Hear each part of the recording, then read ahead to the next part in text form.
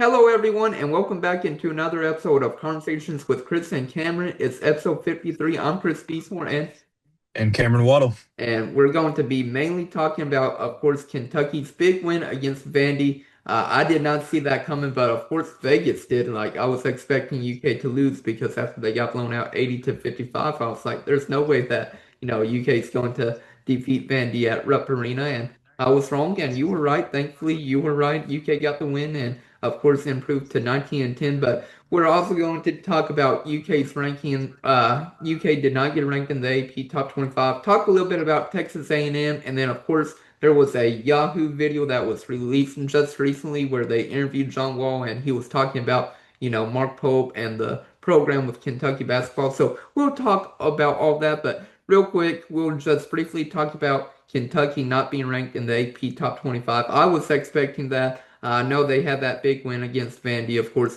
Vandy was ranked. They actually went up one spot in the AP Top 25. I was surprised by that. They went from 25 to number 24, even though UK did defeat them. But UK comes in at number 27. They received 47 votes. The two teams above them were BYU, who fell out of the rankings. They got 74 votes. And then, of course, St. Louis, they went to number 25. So UK, they are very close. And potentially, man, if they can win A&M and Florida, they're going to easily be in the top 25, potentially maybe top 20. But it would be so exciting if UK can get both wins this weekend and get back into the AP top 25 because we were in it I think it was right before that Florida game. And then, of course, UK lost three straight from Florida to Georgia to Auburn. And we got out of the AP top 25 after that. Yeah, it was right before that matchup down there in Gainesville, and they knocked us out of it, and obviously the ones piled on after it, and it's just weird. I mean, our whole life we've kind of seen Kentucky with a number by their side, and the number Yeah. doesn't really necessarily mean anything, um, as long as you're just winning games when it matters most, and hopefully that's where these things have turned as of late. Like obviously it's been up and downs, but this last win is very encouraging in the aspect of like where this team is headed. Two big opportunities this week that, like you said, will be ranked in the top 25, but more importantly, there's a chance at a double bye, Yeah. especially if you're able to get both of those. So, um, Florida's looked unbeatable. Yeah. Texas A&M's a tough place to play. We know that as Kentucky fans, so it's not going to be easy. But I mean, you did say you didn't expect it. I thought maybe there was a chance we'd get ranked just because of the logo, just Yeah, the because logo. the AP voters, they're just, I mean, most of them don't watch the games. They're in bed by 7 o'clock anyways. But uh, I was thinking maybe they could just like slide Kentucky in there Yeah. at 25 and it'd be one of those type of things. But they did not. And honestly, I know a lot of Kentucky fans have talked about it that they kind of like that, the underdog Yeah. role and having something to prove, not having the given number by your name, but having to earn something. So Mhm. um, maybe it is a little extra fuel for the guys and Yeah. maybe a little chip on their shoulder as we go to College Station coming up soon. Yeah, for sure. And maybe we're like Tennessee, where they always win nonstop where they are unranked. And then once they get ranked, they lose nonstop. And of course, I was watching that Tennessee game the other day whenever they lost to Alabama with LeBaron Philon getting that mismatch and hitting the game-winning jump shot over the Tennessee players. So I was happy about that. All time choke job. That was crazy. That Yeah. was absolutely unbelievable. I think Bama led for like 22 seconds in the game or something. It was insane. Yeah. But it was good for us. I mean, Yeah. give us a little bit of a glimpse of hope to be able to get maybe a double bye in the Yeah, hopefully. conference tournament. Yeah, and UK, I mean, they could get all sorts of different options. They could get the three seed in the SEC tournament. More than likely, they'll end up with the four through six seed, though, for the SEC tournament, if I had to guess. But worst case scenario is they end up being the number nine seed, but I don't think that will happen. I think best case scenario, you get the four through six seed. Hopefully, I would like, getting the four or five instead of, falling to six or number nine. Yeah, I would definitely agree with that. I know the where was the recent? Yeah, the where it was the yeah based on Ken Palm projections, it had Kentucky as the five in the tournament, and it'd be a pretty good path because it's Yeah, Ole Miss, Oklahoma winner, and then we would play Missouri, get a chance to yeah. get the lick back there, and then obviously I Hopefully mean at we that could. point, what'd you say?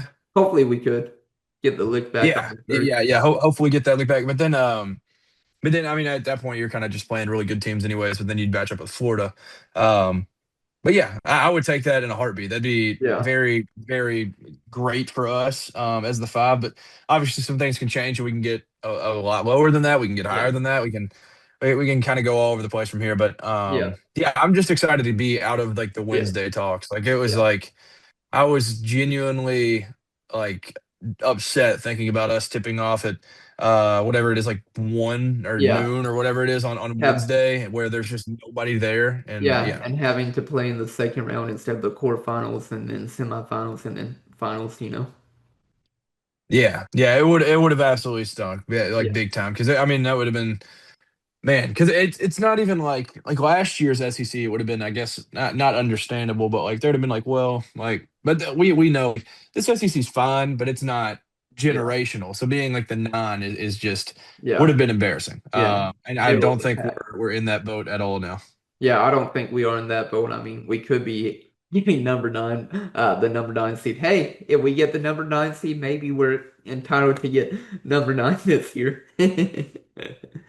That would be the biggest shock ever if we end up Yeah, being a non in the SEC and won a title. But yeah, yeah, that who would be knows? I mean, well. we've seen crazier things. Yeah, we've seen crazier things, but we just briefly wanted to bring up about UK just missing the cut for the AP Top 25. But now we'll talk about the UK versus Vandy game that happened on Saturday, and it was a blowout. I was not expecting that. Of course, I was expecting Vandy to win. I predicted, I think, like 86, 78, like Vandy would win. They would win by eight. Just I said that because they would make free throws at the end, but. No, UK won 91 to 77 on Saturday, and it was just an insane game. And then I don't know if you caught the post game interview with Otega Oweh, but Oweh said that they have a new nickname for Oweh, Aberdeen, and Collin Chandler. He said that we are the three-headed goats. So I love that nickname for them. Like Oweh, Aberdeen, and Chandler, they have been tearing it up, and I mean it makes complete sense. I mean, Oweh and Collin Chandler, they led the way for Kentucky, both having 23 points, and it was just insane. Collin Chandler had another great game, 6 for 8 from the three-point line, and he just continues to hit threes, and they aren't even near the three-point arc. That's the craziest thing. Like, he keeps shooting them like 4, 5, 6 feet out, and I'm like, can you get a little bit closer to the three-point line, please? Yeah, no, he's shooting Colin Curry range, like I Yeah, always Colin said. But Curry. I did expect a win. I expected a close win. Yeah, And just because I said it would be the most 2025 2026 Kentucky Wildcats thing to do to go and get beat by 25 and then host that team and beat them. mhm, So I thought we'd win in a close. I think I predicted like a 2 or 3 point win, but I did predict Colin Chandler MVP. And you could argue Oweh, but I think I'd give it to Chandler. I think I said he hit yeah, 4 or 5 threes. I was underestimating him. He hit six.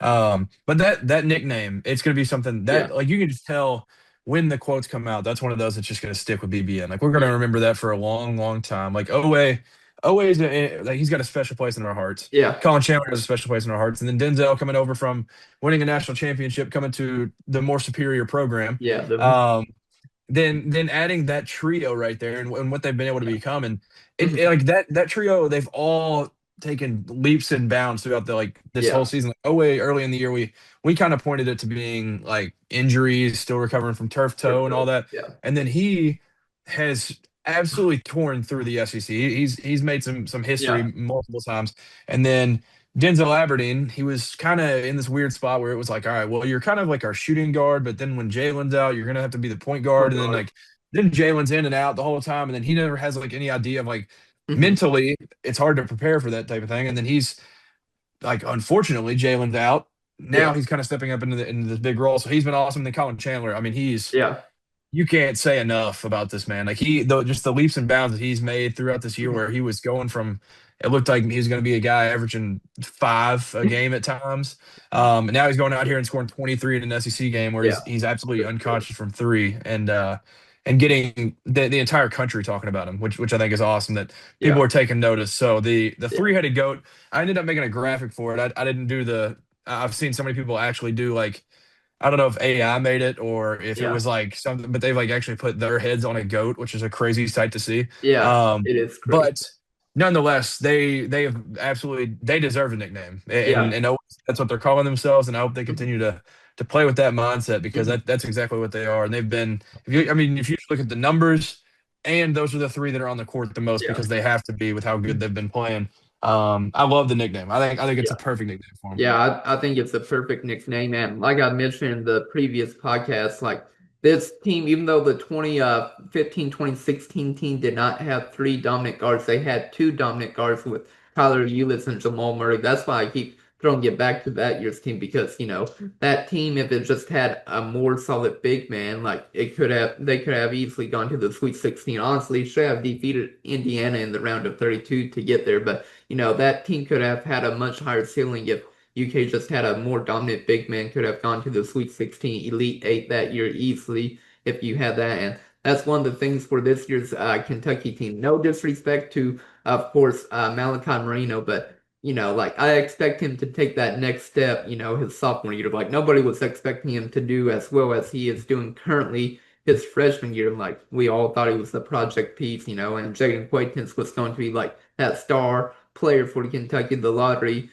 pick, but of course he's still out and everything. But no disrespect to, of course, like I said, Malachi Marino or Brandon Garrison. We just need, a more solid big man, and I feel like this year's team could, go places like if we had Jayden Quaintance back or Cam Williams as well.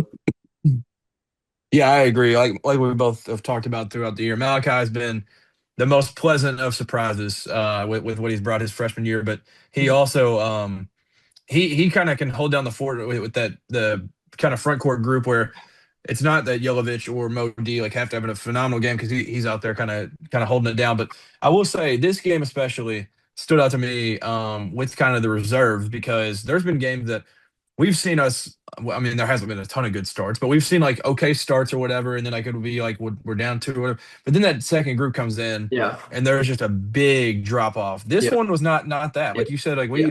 we controlled this start to finish. Like Finish. we led yeah, Tom with lead 38-44, and it Yeah, was absolute dominance. And yeah, that group came in, did their thing. Like there was one BG play where I was like, oh gosh. And it was where he had some move and he got blocked by the bottom of the backboard. yeah, That was a rough one, but he followed that up the next play, dunking one home. So I was like, yeah. this group, that was the most like encouraging thing to me. Mhm. Like, yes, it's awesome to see Colin just turn into Steph Curry. And then it's Yeah, awesome to see Denzel Aberdeen go out there and do his thing and just run the show a little bit. Oweh being awesome.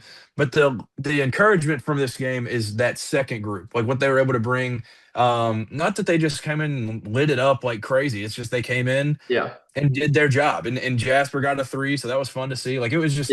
it was really, really encouraging to see that second group kind of like go in and like just Do something. stay even keel and yeah, and just take care of business. Yeah, and of course, talking about that, I mean, surprisingly, the bench only had 13 points for UK, but the way that they came in, once they came in and they were able to extend the lead for Kentucky, you were expecting, like looking at the box score, like for the bench to have more than 13 points, but UK still got the big win, 91-77. But I love seeing also Jasper Johnson be able to make that three whenever he shot it, like every time Johnson comes in, I really want the best. I want the best for everybody, but since Jasper Johnson is a homegrown kid, of course, from Wolford County, close to Lexington, like I really want him to succeed, and I hope he can pull it off. In the SEC and NCAA tournament, like he comes in and rattles home, a couple of threes like he did against Ole Miss. He did that in the first half versus Tennessee whenever Denzel Aberdeen was in foul trouble. So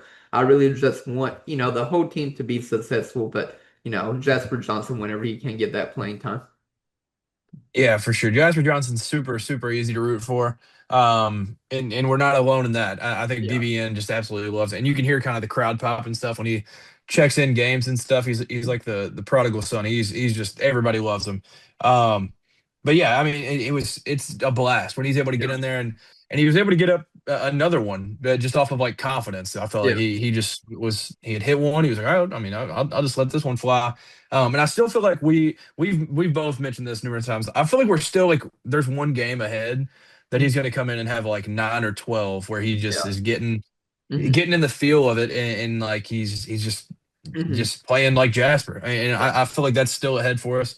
But it was cool to see him get that shot. And yeah, just the bench overall Hmm. spectacular. And I mean, we like to see Trent Noah go in there and add a three or Yeah. two. Yeah. But I mean, I think that could Yeah. also be ahead for us. So Yeah. encouraging stuff from the reserves for sure. Yeah, for sure. And I think also another thing that stands out to me is everybody was from the plus minus was a positive other than Brandon Garrison, and Brandon Garrison was only a -3, but everybody else was a plus or a positive coming into the game. And that is what really makes me happy because you can't like come the NCAA tournament, like you can't have a weak link. Like everybody has to step up, be big time and get wins and everything because like if you're not playing well, you're going to probably, get bounced in whether it be the first, second round, Sweet 16. Like you always have to come to play because it's a one game elimination. That's why everybody loves March Madness, the SEC tournament, or any conference tournament because of how crazy March is. And,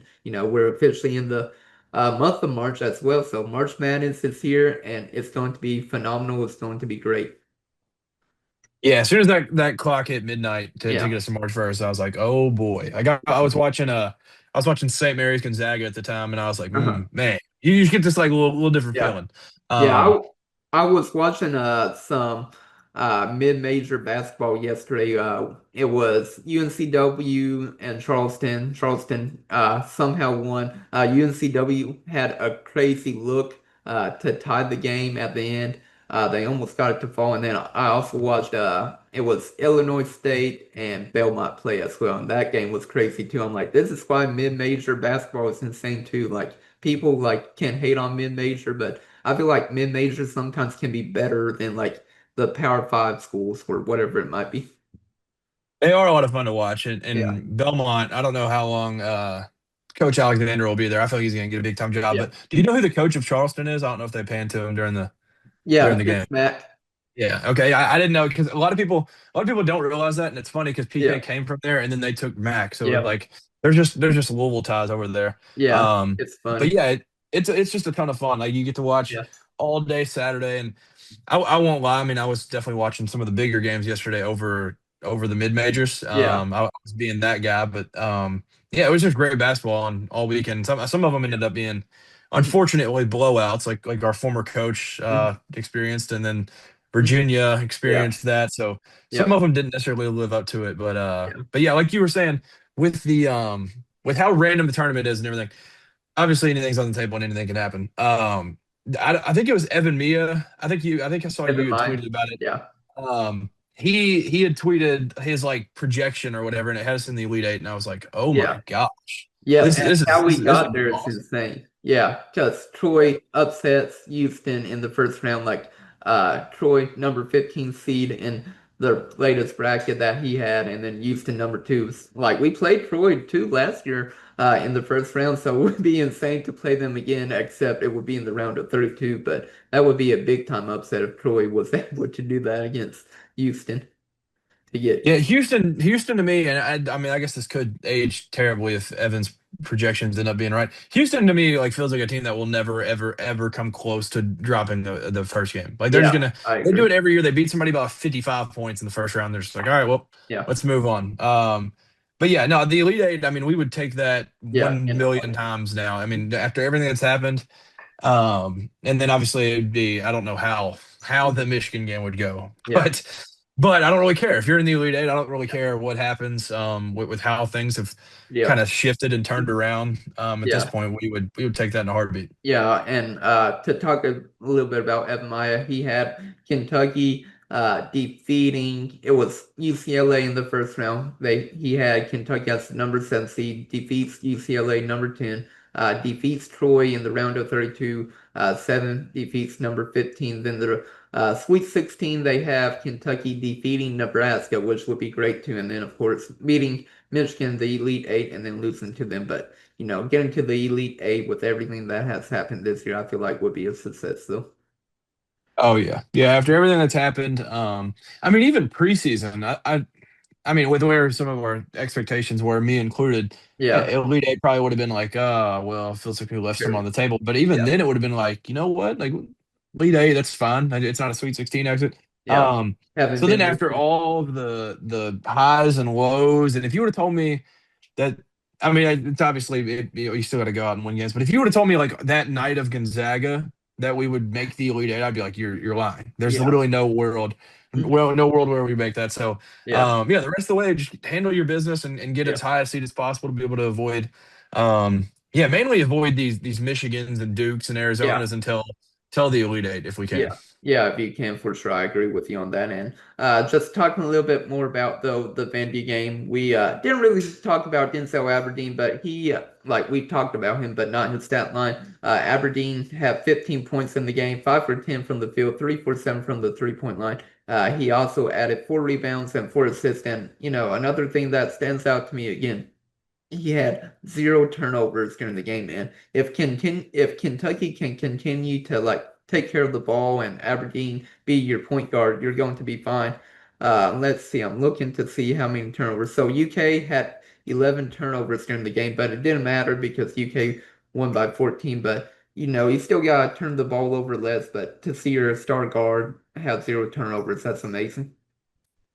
Yeah, the turnover thing was a big thing that I was kind of looking forward to going into this one. It was like that's going to be a big indicator because in the last few games we've had like Hmm. I think we've matched honestly. I think we've honestly matched the total of assists where it's just been like 1 to 1, where it's been like 14, 14, 15, 15. I don't remember what all they were, but this one being 16 to 11 is obviously Yeah. not great, but it's good enough. Hmm. And yeah, Denzel Aberdeen, like you mentioned, he's been awesome. In the Yeah. last few games, he's had 0 turnovers, 0 turnovers, 1 turnover, 0 turnovers, and then he's had 4 assists, 5 assists, 3 assists, 4 assists. He's just been really, really good and playing his role to perfection. He's going to get his Yeah. shots. He's going to be able to knock down shots and stuff. But you can tell he's also out there being a facilitator and making plays for people. So yeah, Denzel's been kind of the unspoken hero. I Yeah. feel like of this Yeah. bunch, where it's been like Collin Chandler, he gets allowed like 9. Like it's like, oh yeah, he shot 2 from Meade County on the court, and he dunked on somebody, got an and one. Like he just gets like Yeah. loud points. Oweh, Yeah. he just continues to like time and time again. You're like, all right, well that's his 4th dunk of the night. So like, what's Yeah. he at now? Denzel's kind of like That just quiet. nonchalant. Like it's just Yeah. kind of like he's out there. Like yeah, he hit some big shots at the end of Auburn. Those were kind of loud points I would consider, but he just kind of goes out there and just does what is needed to win the game, Yeah. and it's been awesome to see. Like you said in this one, 4 assists, 0 turnovers, Yeah. 15 points, plus 12 in box score, plus minus. I Yeah. mean, he's been Yeah. everything that we need out of a guard at this point. Yeah, for sure. And then going back to just Collin Chandler real quick, but I don't know if you had the chance to see the Field of 68 interview with him, but I don't know who was in the back. It could have been Mark Pope or, another player, but in the back, they were calling him Colin Curry. And whenever I saw that during the clip, it just made me laugh because I'm like, wow, people are calling him, Stephen Curry, Colin Curry, and that was amazing. But you could hear the person saying that in the back, like they said it like 3 or 4 times, and that got me a good laugh and everything. Oh, I did not see that. Yeah, I'll have it to was check like that a out. 6 minute long interview they did with Colin Chandler after the game. So I thought that was, Yeah, I'll have to check that out. I did see they were talking about him in like their recap or whatever, where they were like he just can't miss. yeah, And they were tweeting about him throughout the game. I'll have to check that out. I did not see that, but yeah, yeah, the Colin Curry thing is just awesome. Like I saw it yeah, on Instagram as well. I think it was Oweh's story. He had put that on there, but yeah, he's been awesome. He has been absolutely awesome, and it's not even that like I was talking to my friend the other day that's a Louisville fan. He was like, "Why are you so shocked that 3-point shooters out here making 3-point shots?" And I was like, "Well, there's a lot of different reasons why this is extremely, extremely beneficial and why we're getting yeah, excited about this. Is like one, Colin is obviously I would consider him a shooter, but he's also like he's won the dunk contest the last 2. Like it's not like that's like what he does. yeah, He's not just floating around. Like he still has the dunk against Nichols early in the year. He still has all these like he's not just a spot up shooter.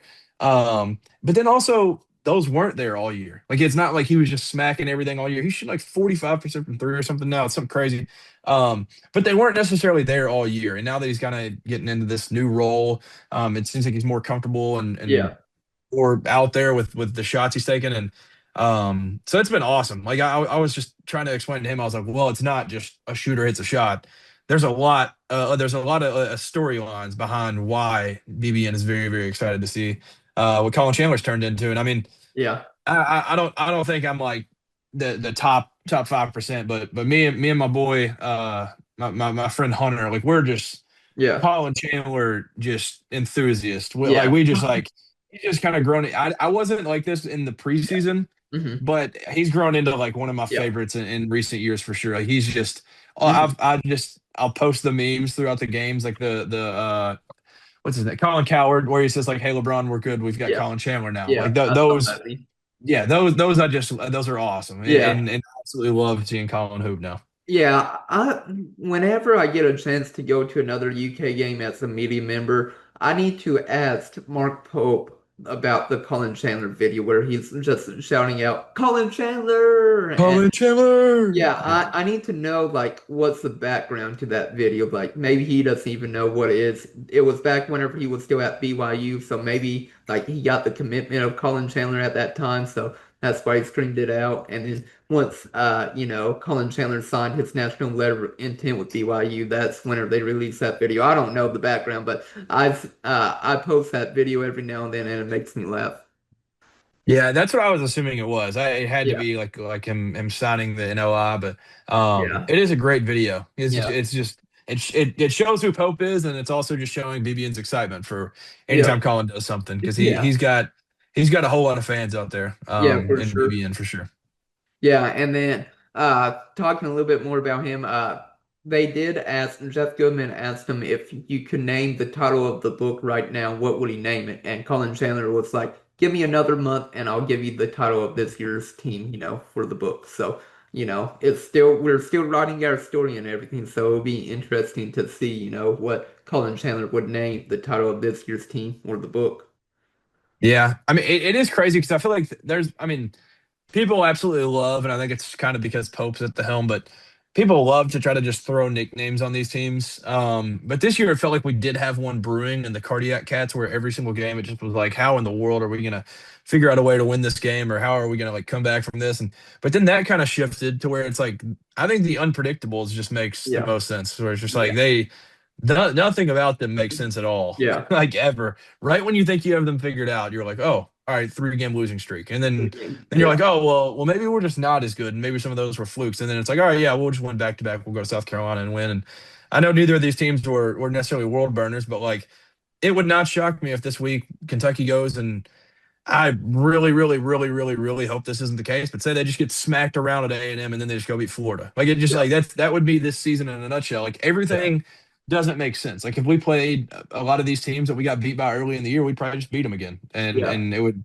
The unpredictables kind of would be mine, but I am excited to kind of see like what Colin would name it. But yeah. that's a good question from Jeff. I don't really know. I don't Hmm. know if there's one that the majority of BBN would title it right now because they're Yeah, just a lot that could go yeah, into that title. yeah. Anything can happen within the next month. Like you could still flame out, lose in the first two rounds, or have a magical run, get to at least the second weekend of the NCAA tournament, whether it be the Sweet 16 or Elite Eight. Like anything can still happen as long as we don't like flame out. Like I think as long as we win at least the first round, we'll be okay. Like I think most UK fans would be disappointed if we lost in the round of 32, but we need at least, round of 32 or Sweet 16, I feel like.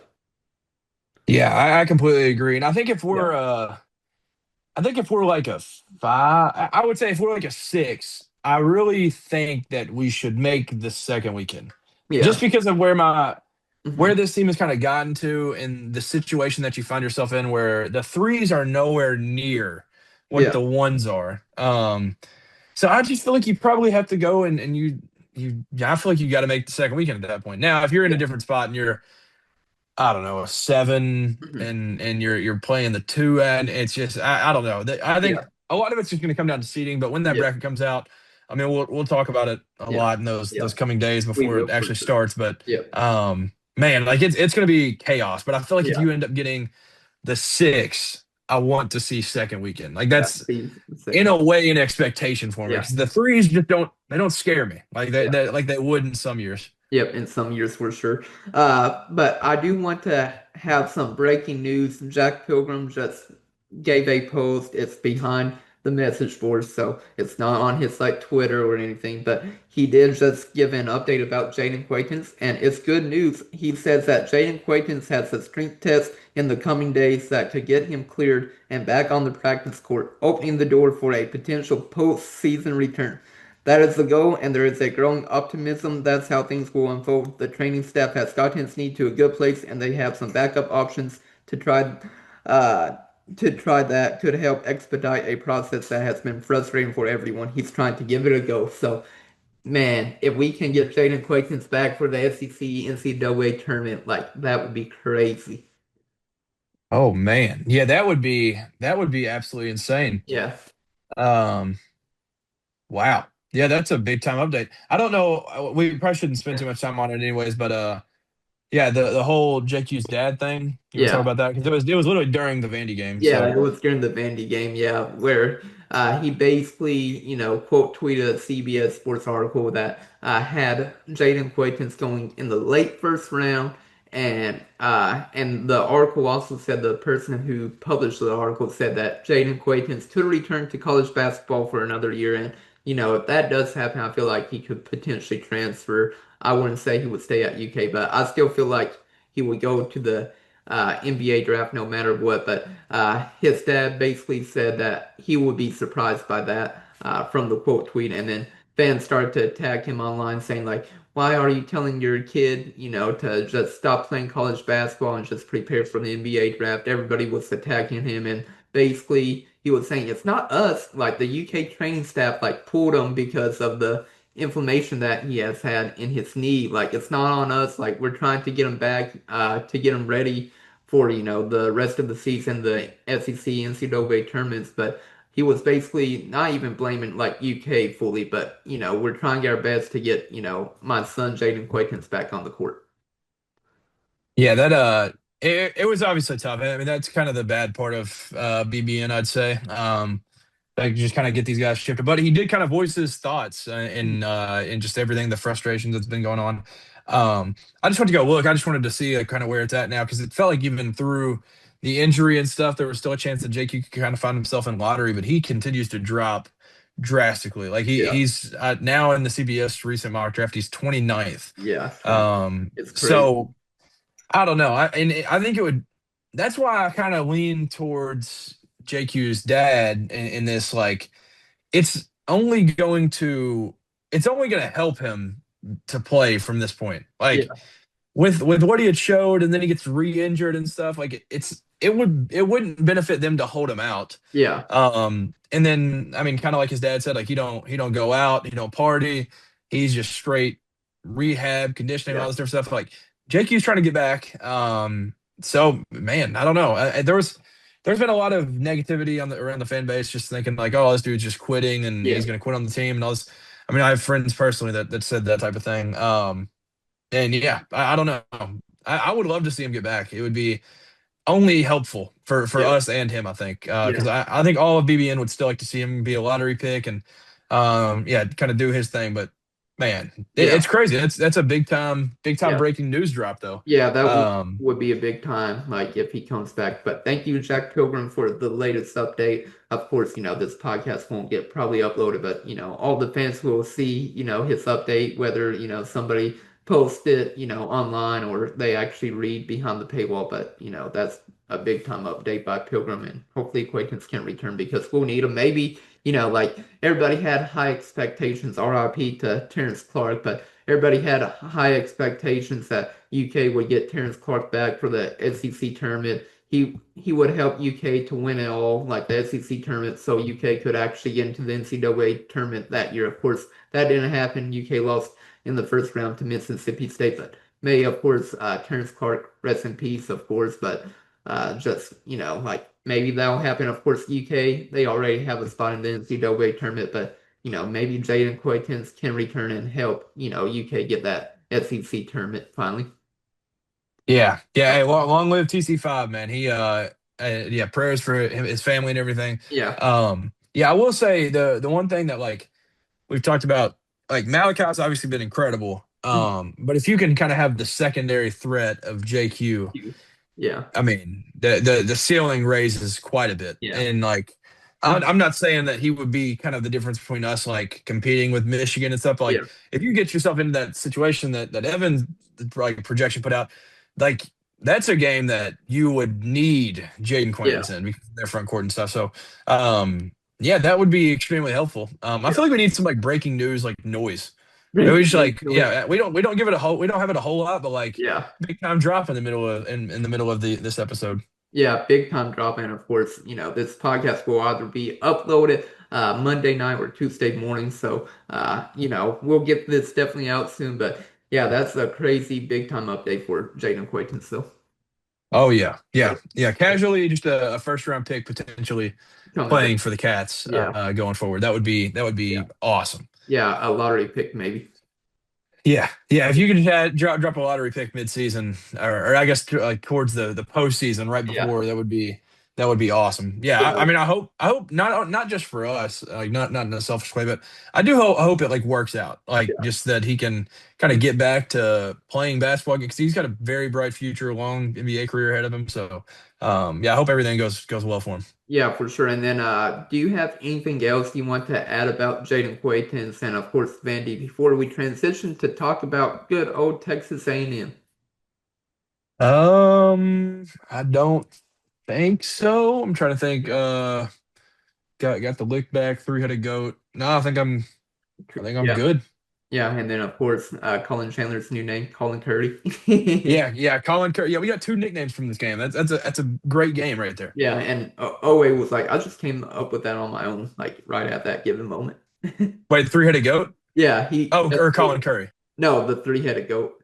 Oh, okay. Well, I know Yeah, there's a rap song. I mean I don't remember who. I think it's like Polo G and like, but people would put that out, yeah, and it was like I want to say it's like Polo G, Lil Baby, Lil uh-huh. Durk. I don't Yeah. know. I'll be honest. I don't really listen to all of that, but people would put that out, and they were like, oh yeah, here we go. Like Yeah, this is sure. it. So then Yeah, I think maybe that maybe that that's came their out. anthem. That came like out forever ago. I think that came out Yeah. like 2020 or something. So it's been 6 years. So Otega was probably 16 at that time, maybe 17. I don't know.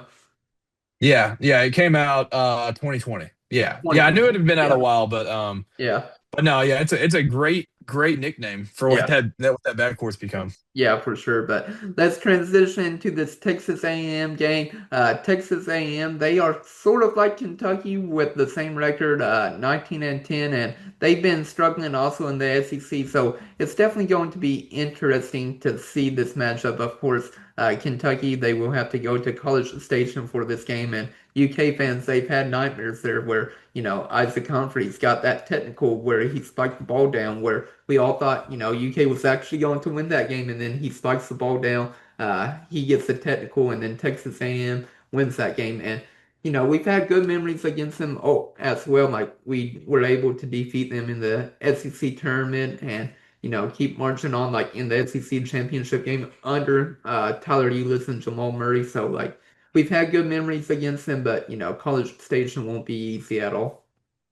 No, certainly not. Yeah, like you said, we've had some fun and rough memories there. Yeah, The place is just weird, and yeah, it's like even the I mean, this is just fresh on my mind because of I had made like a TikTok edit last night of them, but the 14-15 team, even that was one of them that they just struggled with, where they had to yeah. Trey Lyles Overtime.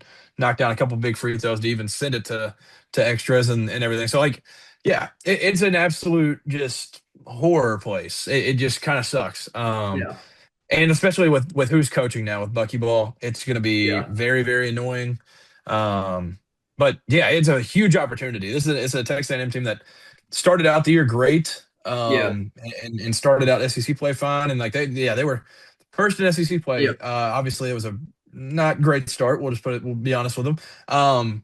But I mean, winning games nonetheless. So it's not going to be easy to go in there, and they're going to have a whole lot to play for, especially with the blue coming in town. But Yeah, big opportunity. I'm excited for it. yeah, for sure. And then, of course, if y'all don't know, they do not have the same head coach as last year and the years prior. Their former head coach, Buzz Williams, he left to go to Maryland. So I thought that was interesting that he left Texas A&M, but he left, and then of course Texas A&M hired, like you were mentioning, Bucky McMillan. So I thought that was a good hire, not great, but a good hire for them. And overall, he's been doing pretty well for them. Like you were saying that they struggled, a little bit in the SEC, but 19 and 10, they will definitely make it into the NCAA tournament like Kentucky will. But enough talking about the head coach. We'll get into the roster. So Rashawn Agee, he is the leading scorer. Hopefully, I pronounced his name right. I think it's a gi. Agee, I've heard many. I feel like I've yeah, heard like three different pronunciations.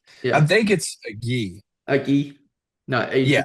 Yeah, yeah. but I'll try to figure it out on the fly, but yeah, I don't on know. the fly. But yeah, well, I don't know if y'all can hear in the background, but my girlfriend's coughing, so hopefully she's okay. Are you good?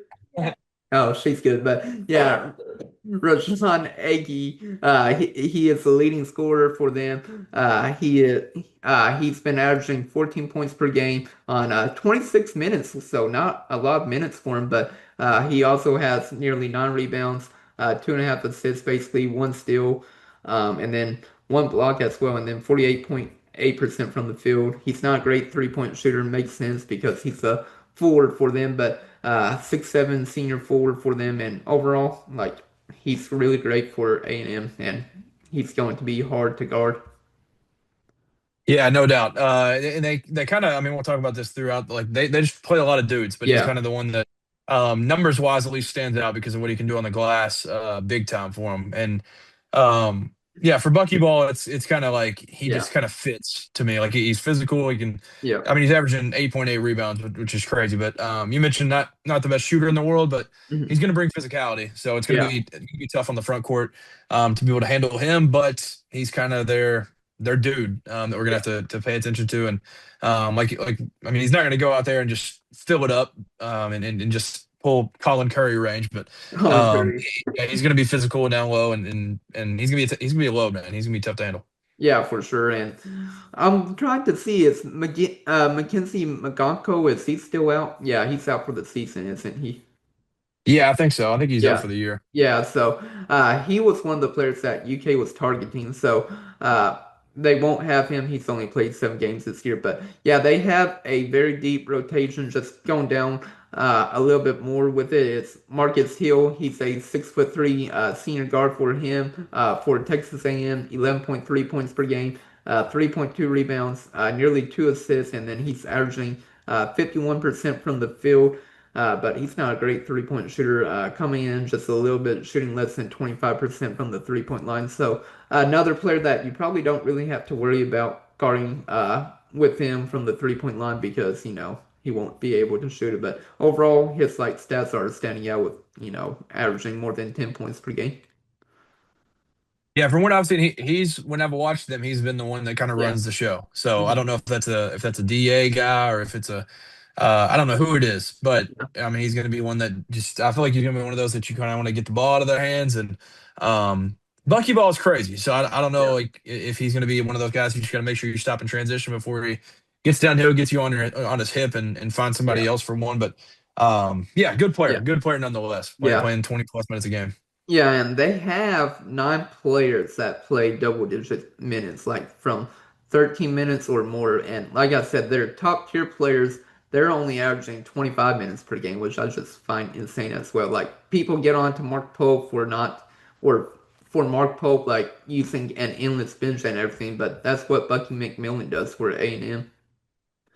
Yeah, I mean, it feels like Pope might be jealous of his roster, like minutes distribution, but Yeah, yeah, he plays a lot of dudes. Like they just yeah, play a lot of different guys, and yeah, they're gonna gas you. They're gonna make you yeah, run, and mhm, they're gonna be super physical with you. So yeah, yeah, it's gonna be crazy. There's gonna be just a ton of different dudes, and they might even play guys that we just don't even really talk about. So for sure. um, Yeah. yeah, it's crazy. Yep, and then just continuing to go down their roster and everything. But Ryland Griffin, I really wanted him at UK. I was hoping we would get him. Of course, we didn't. We ended up getting Denzel Aberdeen instead. But I thought Ryland Griffin would have been the perfect three. Like he would be your starting three, and then Cam Williams would come off the bench, be your backup three. Could you imagine having both of those players on though the team? That would be insane. But Ryland Griffin, he's been around the SEC for a while. If y'all don't know who he is, I'm pulling up where he's been at. So he's been, of course, he was at Kansas, and then he transferred to, or he started out at Alabama, transferred to Kansas, and then ended up at Texas A&M for his last year. But he's a 6'5" forward. He's been averaging nearly 11 points per game. Also almost 3 rebounds and 3 assists, shooting the ball very well, 45.7% from the field, and then he's also shooting nearly 41% from the 3-point line. So he's a player that you have to definitely watch out, make sure he doesn't score a lot against you. Yeah, for sure. He was definitely one of those dudes that I kind of wanted also in the portal. But Yeah. yeah, like you said, he's been around. He's been a lot of different places, and yeah, he's gonna be one to stop because he can kind of he's a lengthy guard and he just can kind of fill it up from all over. So gonna be Yeah. a difficult one. He feels like he feels like one of those dudes that it just made sense for Mhm. him to go and play for Bucky in this last year Yeah. of hoops. Yeah, because he's just a great defender. Like he's a 3-and-D player. Like he's the perfect 3-and-D player. If you're telling somebody for college, like he fits the description for that. Yeah, yeah, 100%. Yep, and then just continue to go down the roster. Ruben Dominguez, I believe I pronounced his name right, but he's a 6'6" guard for them. He is from Spain. He's been averaging 10.6 points per game, along with nearly 2.5 rebounds, 1.5 assists, shooting the ball very well, 41% from the field, and then he is also shooting just a little bit over 40% from the 3-point line. So another player that can shoot the ball very well, and you've got to make sure you're guarding him. Yeah, yeah, 100%. I think he's been. Was he not there last year? Am I tripping? Was he? Yeah, No, I don't guess so. I don't know who I was thinking of. I don't know yeah, who I was thinking of yeah. as Only a being there first last year. or a sophomore. Yeah, Um, he's a sophomore technically. but yeah, I mean he can shoot it. Yeah, 75 for 187 from three. So Yeah, he shoots a decent amount and he hits them too. So yeah, he feels like one that's going to be just like an annoying. yeah. He's just going to be sitting over there and knock down a couple threes, and we're going to be like, dude, because Ruben Dominguez is not a name that you're going to Yeah. easily forget. Yep, for sure. And you cannot forget about Pop Isaacs. It feels like he's been in college basketball forever, but just continuing to go down the roster. But he's been around college basketball forever. He started out his career at Texas Tech, ended up at Creighton last year, and then of course now it's back in Texas at A&M, and he's been averaging nearly 10 points per game, along with 2.2 rebounds, 2.5 assists basically, and then shooting the ball very well, 42.5% from the field. So another player that you've got to be able to guard, also almost 41% from the 3-point line. And this team can shoot the ball if they want to, and you've got to make sure you guard that 3-point line. Yeah, 100%. I agree with the Pop Isaacs things. It feels like he's just been in college forever, but he's only a junior because how is that? Yeah, he was able to redshirt at Creighton last year. Yeah, That's crazy. yeah, Um, but yeah, he just has been around for a while. He's a veteran guard and yeah, one of those that can also just knock down a three. So he's going to be one of the guys that I feel like is going to probably run the show yep, alongside Hill and yeah, mhm, they'll just have the ball in their hands a lot and control yep. the pace of the game. Yep, and then got a few more players left to talk about because they just have like a 10-man team with Bucky McMillan. But Zach Clements, he's another player that plays a lot for Texas A&M, 6'11", senior forward, 7 points per game, nearly 3 rebounds, another assist. Like he gets almost 1 assist per game. He's not really a great defender at all. He's shooting the ball very well, 51% from the field, and then 44% from the 3-point line. So another player you've got to watch out for. Yeah, this dude I first heard about when they played South Carolina. He scored 21 and then he went down a little bit. Then he scored 20 against Missouri. And in their second to last game, they played Texas this past weekend, but last Wednesday they played at Arkansas. He had 29 on the road. So he's very capable of just yeah, Yeah, he's very capable of just filling it up and like you said, he can do it at all three levels. So yeah, yeah, I hope he doesn't do anything remotely close to that. yeah, According to his run here, it's like really good game, few games down. So we should yeah. be in the few games down area. Few So games hopefully down. that kind of continues. Yeah, for sure. And then just continuing to talk about their team, you've got Jakari Lane. He's a senior guard for them, nearly 7 points per game, 2 rebounds, almost 3.3 assists. Another player that can shoot very well, nearly 41% from the field. And then he's not a great 3-point shooter, but he can shoot if he wants to 32% from the 3-point line. So another player that you should watch out for. Another this is rinse and repeat at this point. Another quick guard that's going Another. to be able to yeah, like you said, he can shoot it a little bit, and then Mhm. I mean he's not going to be the biggest threat in the world from 3-point range, but he can knock them Yeah. down. So Yeah. yeah, just another guard that's probably going to have the ball in his hands a lot and try to beat you up and down the court because that's how they do it. That's how they Yeah. play. Yep, and then just a couple of other players that they got. They got Ali Deba. He plays a little bit for them. 5.5 points per game, nearly 3 rebounds, nearly 1 assist, 44% from the field. He's a 6'5" senior guard, so another player that you have to watch out for. He also, I'm looking to see, he's also shooting 42.5% from the 3-point line, so another 3-point shooter. Yep, another threat. They Another have threat. a rinse and repeat roster where they just Yeah, like yeah they just spam copy and paste on some of these dudes yeah, like type of players, but yeah. it worked for him. So he's Yeah. just gonna be another one to pay attention to at the 3-point line. Yeah, for sure. And then the last player I want to mention about is Josh Holloway. He's a 6'1" junior guard, 4.6 points per game, nearly 2 rebounds, nearly 2 assists, 51% from the field. And then he is also, let's see, I'm looking for his 3-point shooting. He is shooting 41% from the 3-point line. So, like I said, you've got to watch out for this team with 3-point shooting because they are really great from the 3-point line overall. Like they've got a couple players that can't shoot, but overall they can shoot if they need to.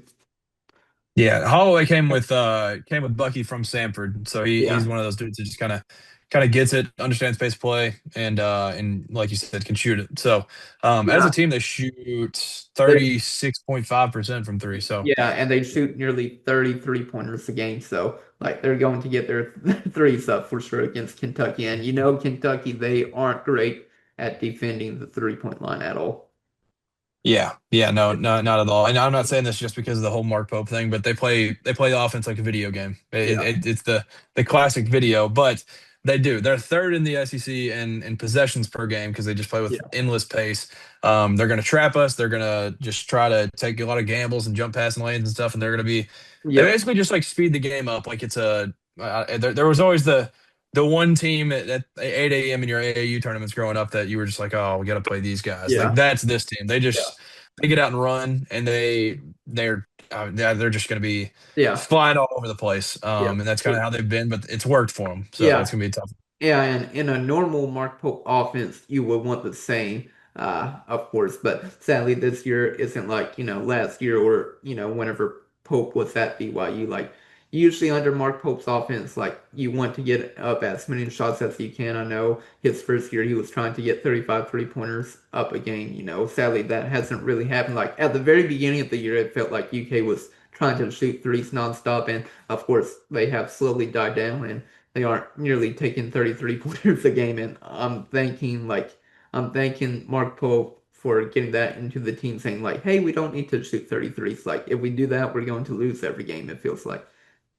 Yeah, yeah, certainly. It feels like we take right now. There's not necessarily that we're not trying to do it, and we're not Yeah. like trying to do it. It's kind of like just whatever the game presents to us. That's kind of what it feels like we get up. So, um, yeah, no, this is gonna be one of those that, like you Mhm. said, last year's Pope team, it would have been a 110 to 109 final, and I don't know who Yeah. would have won, but it would have been a whole lot of points both ways. This one, I have no idea.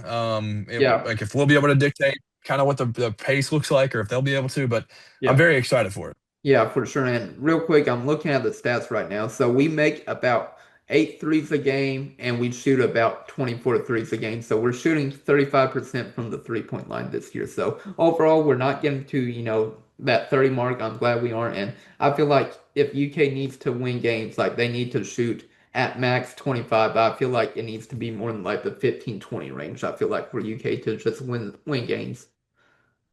Yeah, I would agree with that. I don't think we're all the way to the Yeah. point of like the Michigan States where they shoot like 20 and it's shocking. Yeah. But yeah, just do what the game presents. If they're going Yeah. to keep running us off the line, then we don't need to get those shots up. We don't need to keep shooting threes. So, Yep. um, yeah, no, I'm very optimistic with how things have kind of shifted recently and Hmm. and what they look like. So, Hmm. excited for this one. Yeah, I am too. Do you have anything else you want to add before we get into like score predictions and MVP for the game, and then we'll briefly talk about John Wall's comments that he made on Yahoo Sports. I think I'm good. I'm Yeah. ready for Yeah. predictions. Yeah, so for me, this game, I feel like it kind of reminds me of the Georgia game. Of course, the Georgia game was at home at Rupp Arena, but I feel like this game could have the same pace as it did against Georgia inside of Rupp Arena. And UK, if they need for UK to win this game, they have to probably limit A&M to less than like 80, maybe 85 points at max. But it's going to be a tough game because UK. They can score in the 80s if they need to. They scored, of course, 92 points against Vandy, right? I don't have the score up, but 91. yeah, 91 points. So UK can score in the 80s and 90s if they want, but I feel like for this year's team, they have to keep, their opponents to score less than 80. But I do think UK can win this game, even if A&M gets in the 80s. I'm going to say it's going to be close. Like I said, 85 at max. So I'm going to say UK wins this game, uh, 88 to 83. I feel like they're going to just somehow upset Texas A&M on the road. They have a lot of momentum right now after being able to defeat a top 25 team with Vandy and then of course defeating South Carolina. So they've won two straight. I feel like they can win a third straight game. And I'll go with Otega Oweh being the MVP. I'm going to say he's going to have like 23 points again and then add like 5 rebounds and like 2 assists and 2 steals or something crazy like that. Okay, I like it. Yeah, and as of the time of filming, no line out, but I would guess Yeah. it's just you guys. I would guess it'll be A&M like 1.5 or two and a Yeah, half. 1.5, something like that. I'm guessing A&M will be a slight favorite. But I agree. likewise, I think Kentucky will go in there and win this game. Yeah. It's going to be high scoring, Yeah. or at least there's going to be a lot of shots put up. Yeah. Let's hope that maybe some of them don't fall on their end. But Yeah. what was your exact score again? 88, 83 UK. 88, 83. Okay, I'm going to go a little bit lower. I feel like we control the pace of the play I sure and hope it so. slow things down a little bit. Not too crazy, but just a little bit. So I will go with the Cats 81 to 77. Close one. Yeah, close. But the Cats get it done on the road. My MVP will be Denzel Aberdeen. I think he's Yeah. going to be able to be the one that's kind of on the floor the entire time. I think he puts up a stat line somewhere around 15 and 7. Yeah. I think he has like 7 assists, maybe 1, 2 turnovers, but it's not going to be a whole lot because he can take Yeah. care of that thing. So Hmm. Denzel Aberdeen, my MVP, and the Yeah. Cats come out of College Station with a victory. Well, hopefully we're both right that UK can get the win because I would love to hit, 20 wins in the regular season. That's always my goal for UK to at least get 20 wins every year. If you get to 20 wins, I feel like you're automatically qualified for the NCAA tournament. I feel like we're already automatically, qualified for it right now after, defeating Vandy, getting to your 19th win. But try to win at least one of your next two games, whether, you lose to A&M but defeat Florida, but that's going to be really hard to do though. Yeah, for sure. And this one's very important to me because I want to get up a seed line. Like the recent bracketology has Kentucky has a 7. I want Yeah. to get us to a 6. Then I'm gonna be feeling pretty good because then you're gonna be playing teams around the range of like Indiana, Hmm. around who else we got? Who else we got? Who else we got? Who's in 11? Miami, Ohio, Yeah. Auburn, TCU, just Uh-huh. kind of that mix. San Diego State. I would rather play those teams in the first Yeah. round than the threes, which this one might be a jump scare, but Gonzaga is a 3. Yeah. Um, but other than that, I think you can like Kansas, Nebraska, like those don't scare me as much as some Yeah. of these other teams that are up on the 2 and 1 line. Yeah, I hear you completely. But do you have anything to add about this A&M before we briefly talk about John Wall? We're going to just talk about it for like, I don't know, 5 or 10 minutes, and then we'll wrap up the podcast. Yeah, I think I'm good. I think Yeah. I'm ready to move So on. we just want to talk about what John Wall just recently said. He got onto Yahoo Sports. I don't know if it's a podcast or a show that they have, but it was Yahoo Sports Daily, and basically they asked him about, what he thinks about Kentucky basketball. And the one thing that really stands out to me is he basically says that Kentucky basketball, they need to find an identity for them. Like he's like you can get a GM all you want for Kentucky basketball, but if you don't have an identity for any team, like you won't have a team at all. And I feel like, UK is starting to figure that out. Granted, like it took, your three-star players to be injured for majority of the year. But I feel like UK is finding that identity right now, and I feel confident that they can make a deep run in the NCAA tournament if, they get the right seedings and everything. Yeah, I agree with that. And the one thing that I think that I kind of took from this, and I don't know if this is exactly what he was referring to, but this is what's always been in my mind for this when it comes to that kind of conversation. When you think of like John Calipari, you think of good guards. When you think of Rick Pitino, you think of pace and being able to be physical and Mhm. relentless effort. And when you think of Kelvin Sampson, they're going to sit down and guard you, and they're going to have the greatest Yeah. traps you've ever seen in your entire life. They all have a theme to them. Like it doesn't matter. It's players change, fans Yeah. move on, and like it's all this chaos all around it. But there's one thing that stays the same. These guys will come in and go through the program. There's new recruits that come in, but they will always end up being the same. And this year is a little different, I'd say, because this is kind of the best offensive Houston team that we've seen in quite some time, just with how they're able to score. But they also still have that defense. Yeah. So that's where I've always kind of thought about it, and that's what we've talked about with the roster construction. It doesn't make sense to where what fits Pope. Like Yeah. when Pope was at Utah Valley, when he was at BYU, his first year at Kentucky, there was an offensive identity to it, Yeah. and that's not even close to what this team is, and it's because Yeah. of how it's recruited. So, like John was saying, like you can get the GM, you can do all this, but like you've got to have something that Yeah. like you're trying to feel, like you're trying to feel this certain thing. So Yeah. that's kind of what it made me think about is just you've got to be able to consistently go after the same thing every single year, no matter how your roster construction goes, and no matter who's interested and all this different stuff. So that's what it said to Yeah. me. But Yeah. I would definitely agree with John in that aspect. Yeah, I do agree with John on that. Basically, what he was saying, I'm looking at the quote.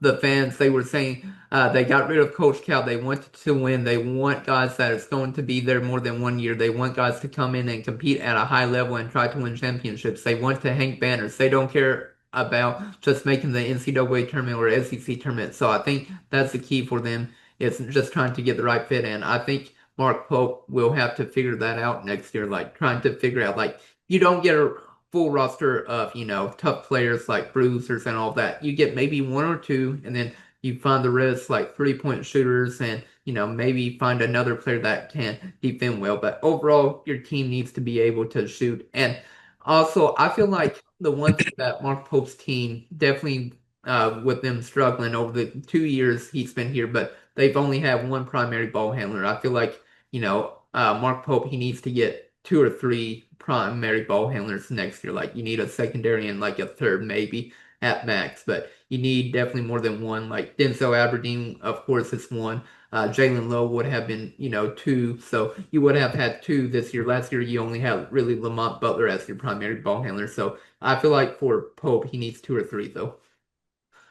Yeah, I would agree with that. It is funny though, like so, I mean, to John's point about like what Kentucky fans want, that's yeah, it's kind of true. It's just like Kentucky fans really just want to win overall. Like it Yeah. doesn't really matter how it's done. It doesn't. We don't have to have guys like sitting around for a few years. Like if you win the one and done way, we're fine with it. Like it doesn't matter. Just win ball games. That's all that matters.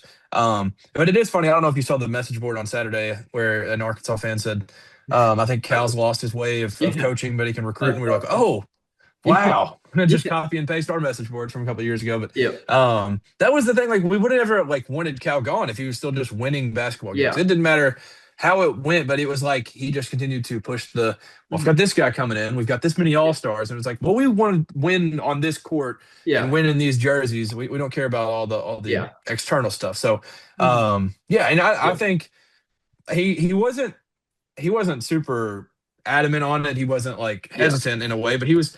John Wall was like, they asked him if he could win a championship at Kentucky, Mark Pope. Yeah. and yeah, and so I was like, I mean, he said yes. It wasn't like the most hesitant in the world. It wasn't the most surefire answer. Mhm. But I do agree with that. Like, Yeah. I think it's just he's got to figure out his style, Yeah. because it's similar to like Nate Oates is another one, for example. Like if Nate Oates goes and just recruits all Mohamed Diabates, Uh-huh. that's not going to work. But Mo Yeah. Diabate sprinkled in with all of that, that's where it thrives. And Yeah. yeah, it's just going to be one of those things. Like he's got to be able to recruit for what he has. When we talked about in the offseason, I think he just had an embarrassment of riches and said, well, Yeah. I've never been able to get all these guys. I'm just going to go get all these guys that are kind of what I want Yeah. and shift from what I have actually always coached. Yep, and I agree with you on that. And he even brought up about UConn how they weren't getting 5-star guys. Like I don't think they got any 2-star guys that he No. mentioned, but he mentioned that they got 3 or 4-star players. But he said basically the main thing is UK just they need to build team chemistry and also get a an identity on the team because like it's been hard. He mentioned for Kentucky this year because of all the lineup changes, granted because of injuries and everything, but he was basically saying that's the issue for Kentucky. Like if we didn't have all these injuries, like UK would probably have had an identity earlier on in the season. Yeah, yeah. I feel like I was just going through like UConn. They're literally just a bunch of 4 stars. That's really Yeah, what they are. Like they have a couple transfers, but Alex Caravan, 4 star in the class of 2022, yeah, all-time winningest player in Husky history, and yeah, he's like top 10 in scoring, and he's doing all this. Like those are the things that like we would be. yeah, That's not like, oh, we gotta have that. We gotta have these 4 like we just want to win, but that's kind of a recipe for it. Like yeah, they at times they haven't had the best offense in the world, but they've had a guy that's been around and won a whole lot of games for them that can kind of be a coach on the court and do all that. So we just want that. We just want to be able to win. And that's really all that we're dying for as a fan base. yeah. We definitely want to win for sure. And then let's see. I was trying to see if I wanted to bring anything else up for John Wall, but I don't think so. I'm blanking on if there's anything else I want to mention about it. Previous conversations with Chris and Cameron Guest. Yeah, he was also on our podcast. We'll definitely leave that link down below in the description, so y'all can check the interview. Of course, the interview wasn't long, like 15 minutes at max, but it was still pretty cool to be able to interview. Yeah, that's some all time stuff right there. That was a whole lot of fun. Yeah, it was definitely a lot of fun, and we're working on to get other people or other guests on our podcast, and hopefully we'll be able to do that. Yep, yep. Got Yeah, some good stuff yeah, coming soon for yeah. sure. Hopefully, for sure. Like as long as they don't fail. Yeah, Yeah, but do you have anything else you want to add on to this podcast before we wrap it up? I don't think so. I think I'm Yeah. good. Well, hopefully we get Jayden Quaintance back because that would be great for Kentucky come the SEC tournament or maybe earlier, but we'll see. Definitely, if we get Quaintance back, like that could change the whole, team could be easily a Sweet 16, Elite 8 team, and then adding Cam Williamson. I would say adding in both if you can during the NCAA tournament. I feel like UK could easily make a deep run, just depending on seeding. But if you get both back, I feel like an Elite 8 run is possible. Yeah, I completely agree. Yeah. And even obviously it's kind of that's like a cherry on top type thing, and that's just Yeah. like the extra thing. But I think yeah, even without maybe an Elite Eight is Yeah. a possibility. Yeah. But we'll see. But getting Yeah. JQ back would be Yep. the biggest thing. Because that would be Mhm. absolutely massive for everybody involved. Yep. But do you have anything else you want to add? And then we'll wrap this podcast up. I think I'm good. Yeah. Well, we appreciate you all watching on YouTube and of course listening on Apple Podcasts and Spotify. But this is Chris Beats Morning. And Cameron Waddle. Signing out. Have a great week, everybody.